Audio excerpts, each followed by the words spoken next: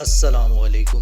دنیا اس لیڈر کے ساتھ ڈیل کر رہی ہے جس کا ماننا ہے کہ اگلے 100 سال صرف اور صرف چائنا کے ہیں۔ چائنا کے پہلے لیڈر چیئرمین ماؤ کو کہا جاتا تھا کہ یہ پہلے 100 سال کے لیڈر ہیں، اور اب زی جن پنگ کو کہا جا رہا ہے کہ یہ دوسرے 100 سال کے لیڈر ہیں۔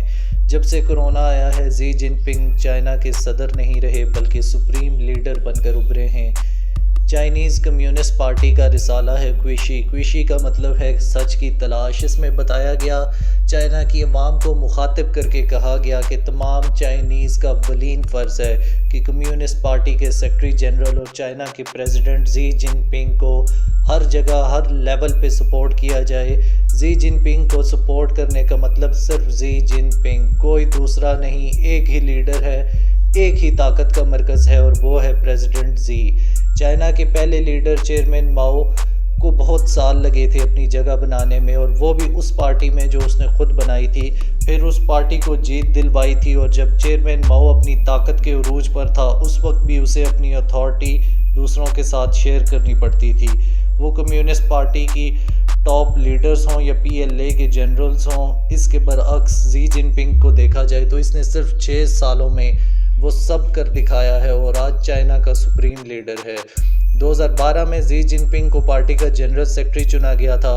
پارٹی ڈر رہی تھی کہ دوسرا کینڈیڈیٹ بو زیلائی ایک ایموشنل آدمی تھا اور خطرناک حد تک چیئرمین ماؤ کی پالیسیز کو سپورٹ کرتا تھا، جبکہ زی جن پنگ کو دیکھا جائے تو اپنی زبان اور اپنے لباس دونوں میں سادہ آدمی تھا۔ یہ کمپیریزن کرنا ضروری ہے، وہ اس لیے تاکہ یہ جان سکیں کہ کس طرح زی اتنا آگے بڑھ گیا بنا کسی خطرے کے۔ وہ لوگ جو زی جن پنگ کو 2012 سے پہلے ملے، زی کو صرف اس کی سادہ طبیعت کی وجہ سے جانتے تھے، اور خاص اس وجہ سے لوگ آج بھی زی کو صحیح سے سمجھ نہیں پاتے۔ زی جن پنگ نے سن 2000 میں ایک چائنیز رسالے کو انٹرویو دیا جس میں اس نے 3 کوالٹیز بتائیں: persistence, patience and strong belief in himself. Persistence کہتے ہیں اپنی بات پر، اپنے موقف پر ڈٹے رہنا، چاہے اس کی کتنی ہی مخالفت کیوں نہ ہو۔ دوسرا پیشنس، صبر۔ دنیا میں کوئی کامیاب نہیں ہو سکتا جب تک وہ صبر و تحمل سے کام نہ لے۔ ہر کوئی صبر نہیں کر سکتا، جو صبر کرتے ہیں وہی اس کا پھل پاتے ہیں۔ تیسرا اسٹرانگ بلیف ان ہمسیلف، اپنے آپ پر مضبوط یقین۔ جس شخص کو خود پر مضبوط یقین ہو وہ ساری دنیا سے لڑ سکتا ہے۔ وہ شخص کبھی مار نہیں کھاتا، نہ ہی اسے آسانی سے ہرایا جا سکتا ہے۔ زی نے یہ مانا کہ پولیٹکس ایک رسکی گیم ہے۔ اس نے کہا کہ جب آپ سیاست میں چلے جاؤ تو یہ ایسا ہے کہ جیسے ایک دریا کو پار کرنا ہے، چاہے کتنی ہی رکاوٹیں کیوں نہ ہوں، راستہ صرف ایک ہی ہے اور وہ ہے آگے۔ اگر آپ کسی چیز پر کوئی پوزیشن ہے تو اس پر قائم رہیں اور اپنا کام جاری رکھیں۔ جب فائنل رزلٹ آئے گا تب آپ کی محنت کا پھل مل جائے گا۔ آپ اس انٹرویو سے اندازہ لگا سکتے ہیں کہ کتنے مضبوط ارادوں کا مالک ہے زی جن پنگ۔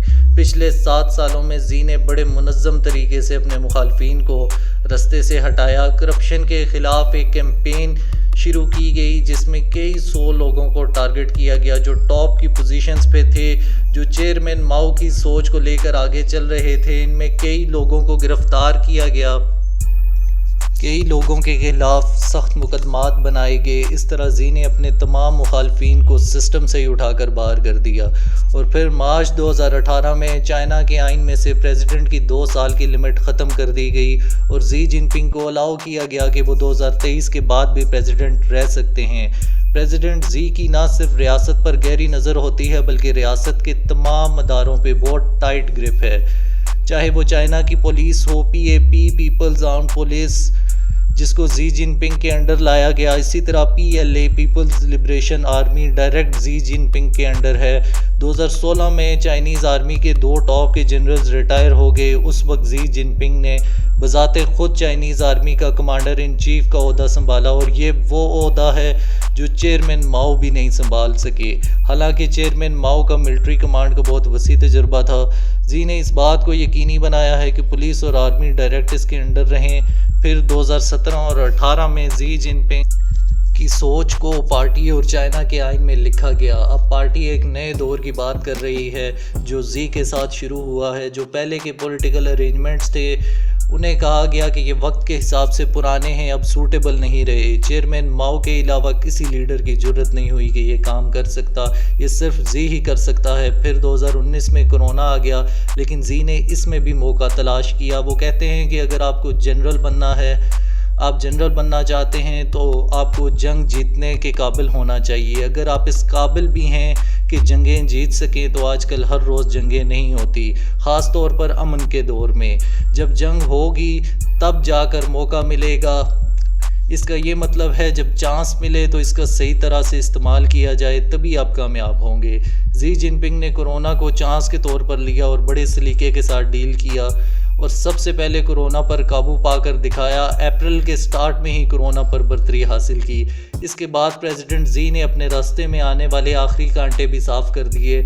سیکیورٹی فورسز سے کہا گیا زی جن پنگ کی طرف ذاتی طور پر وفاداری دکھائی جائے، نئے قانون بنائے گئے، چائنا کی فوج کو اور مضبوط کیا جائے، مزید ڈیولپ کیا جائے۔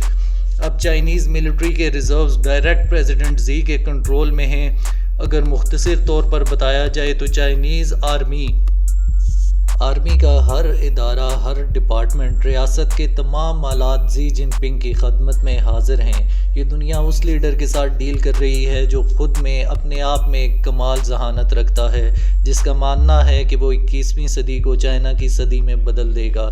اس لیے یہ ضروری ہے کہ اس شخص کے بارے میں بات کی جائے، اس کے ارادے اور شخصیت کا صحیح اندازہ لگایا جائے۔ دوستو ابھی تک کے لیے اتنا ہی تھا۔ اگر ہماری ویڈیو اچھی لگی ہے تو ہمارے چینل کو ضرور سبسکرائب کریں۔ اللہ حافظ۔